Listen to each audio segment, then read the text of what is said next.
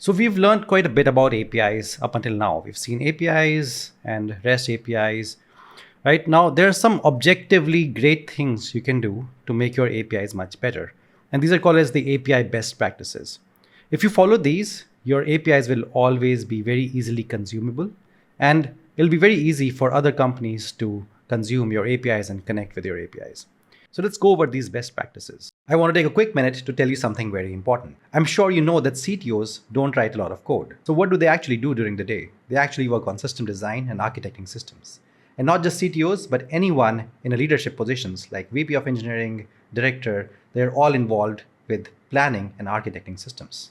Now, directors and VPs are also delivery side where they have to manage people, but they're also technical VPs and directors. If you're someone who has experience in the industry and you see yourself moving up on the technical ladder, becoming someone who's responsible for orchestrating and architecting systems and not necessarily people management, then I have the perfect cohort program for you. It's a 3-month advanced system design cohort. 20 people have already joined it. Everyone has a lot of experience. Some of them have even 25 years of experience. It's a great community for you to come and hang out. If you think you're a good fit, there's a link in the comments and in the description of this video. Fill it up.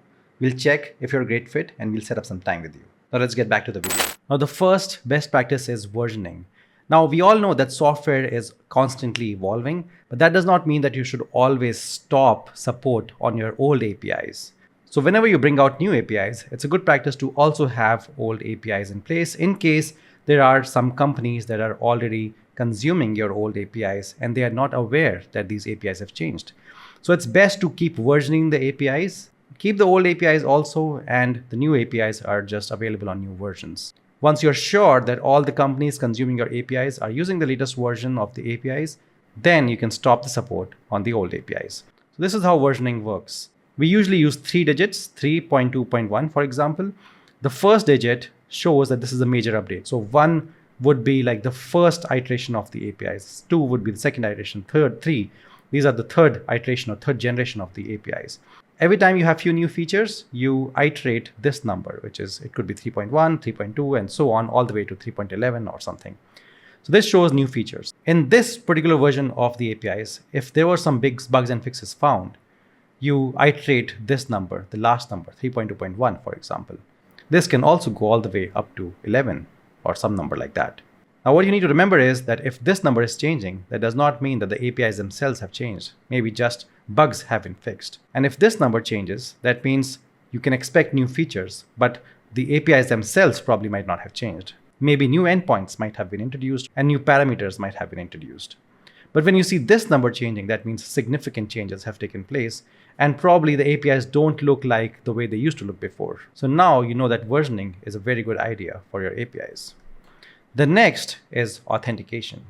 Now, you don't want everyone on the planet to be able to use your APIs. You want only the people who are supposed to have access to your data to be able to use your API. And this is why you need to make available API keys that clients can create, and only using those API keys can they hit your API server and can access your database. For all other people, they should get a 401 unauthorized access. This creates a layer of security, but also ensures that you can probably monetize your model and also rate limit them based on the client. Which brings us to the next point, which is rate limiting.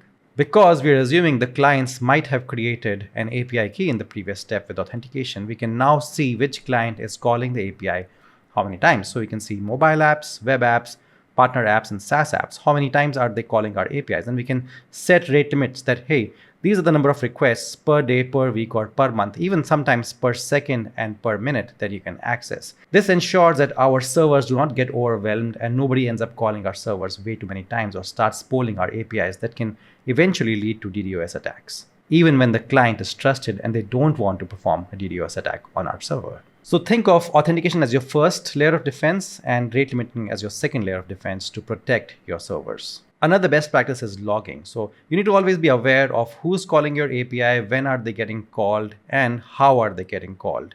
And not only that, but you also come to know if any of the APIs are misfiring or they're sending out some wrong information, or if any of the APIs are down and unavailable. And you can only come to know this with the help of logging, and you can see and trace the issues whenever you find an issue with the API. If you want a more comprehensive look of what's happening with the APIs, then it's monitoring. With monitoring, you can actually come to know how long an API is taking to fire, or if there are any errors. You can also find out which client is having what error with which API. This can help you debug and find out issues as they happen in real time. The next best practice is having timeouts. Now, you can't have a client connected to your servers for an infinite amount of time, right? When they make a request, maybe the request is not valid or you don't have that information, or something goes wrong in the connection, you can have a timeout for, let's say, about 500 milliseconds. After that, you can tell the client that, hey, I don't have this information or something has gone wrong. You don't have to keep trying or you don't have to keep the connection open. This ensures not only a good experience for the client, but also creates another security layer for your APIs and your servers. Now, the next best practice is from the client side. The client can retry requests to the API. So they make an initial request and sometimes those requests don't get processed. And that's why they need to have retries so that you can keep sending to the server and keep checking if there's a failure, a timeout, or some issue with the API. This ensures the client doesn't have to keep retrying on his own, and there's an automatic retry function that retries and tries to call the API. This essentially builds up a little bit of tolerance in the system because sometimes APIs do go down for a fraction of a second, but maybe due to self-healing mechanism, they can come back again. And this retry mechanism ensures that the client never ended up getting an error or a bad experience from using our API. Now, the next best practice are fallbacks. Now, I wanted to step into the server side and think of it from the server side perspective. So there are retries from server side as well. So for example, let's say you run a document processing app, an AI document processor, okay? And there are clients that make requests to your AI document processors, and you forward these requests to an OpenAI model, which has been shown here. But sometimes what happens is the OpenAI API does not respond properly. So this is why your software, the document AI processor, needs to be able to retry and make more requests to the OpenAI API so that the client never ends up getting a bad experience. But let's say the retrying of OpenAI does not work and OpenAI is actually down at the moment. So there could be a fallback model. So Google Gemini in our case is a fallback model where if there's something wrong with OpenAI, we're actually calling the Google Gemini model. Again, if Google Gemini is down, we can keep retrying it, or after a few retries, if it's not responding, we can fall back again to Anthropic Claude. So we have like a 3-degree or 3 layers of fallbacks available to us in this kind of an architecture, which is a great practice. This is why retries, not just from the client side, but at the server side as well, and also fallback mechanisms ensure a great experience to the end user. The next best practice is having predictable APIs. So imagine this is your API, and the mobile browsers, native mobile app and desktop browser, all of them are able to access your APIs predictably, and all of them have the exact same experience when they access your API. This ensures predictability, which basically ensures scalability because more clients can now access your APIs. Now, the last point is actually an anti-pattern or something that's a bad practice, which you need to avoid. And just avoiding this bad practice actually leads you to a best practice. So let's understand what this is. So it's basically leaking implementation details. That means that whenever a client is calling your API, you should never inform the client about what's happening in the background. For example, in this case, after receiving a request from the client, our backend service actually makes a request to the database and it gets back an error from the database.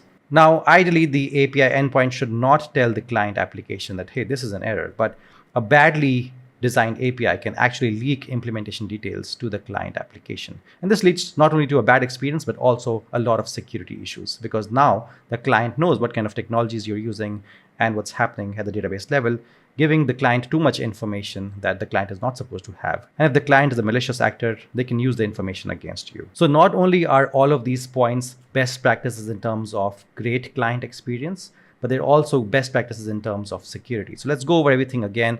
So the first was versioning, the second was authentication, the third was rate limiting.